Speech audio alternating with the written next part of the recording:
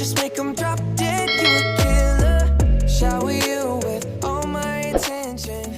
Yeah, these are my only intentions. Good day everyone! Welcome to my vlog.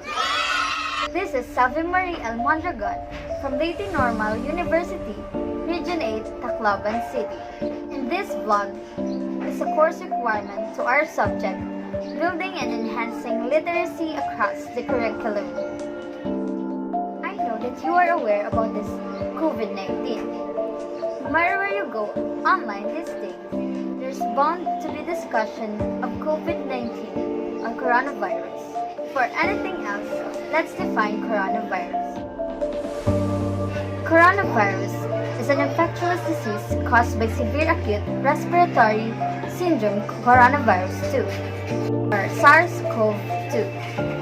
This disease was first identified in December 2019 in Wuhan, resulting in the ongoing 2019 to 2020 coronavirus pandemic. Common symptoms include fever, cough, and shortness of breath.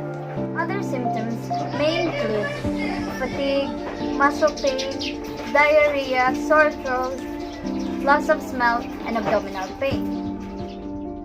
Currently, there is no vaccine and specific treatment to this COVID-19, but the World Health Organization is still looking and continue seeking for a treatment or a vaccine. Let us now tackle about the scientific nature and origin of COVID-19. According to my research, some folks are even making outrageous claims that the new coronavirus causing the pandemic was engineered in a lab and deliberately released to make people sick. A new study debunks such claims by providing scientific evidence that this novel coronavirus arose naturally. The researchers went on to analyze genomic data related to the overall molecular structure or backbone of the new coronavirus.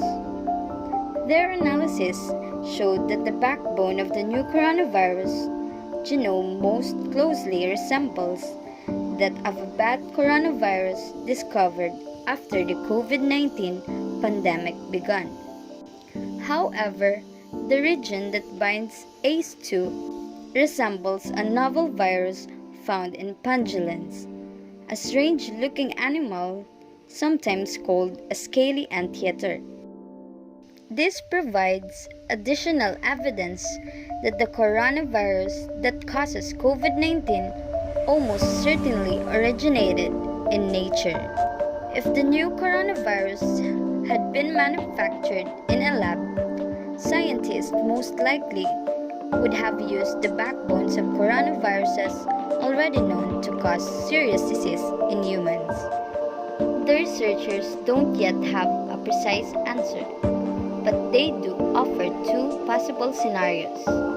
In the first scenario, as the new coronavirus evolved in its natural hosts, possibly bats or pangolins, its spike proteins mutated to bind to molecules similar in the structure to the human ACE2 protein, thereby enabling it to infect human cells.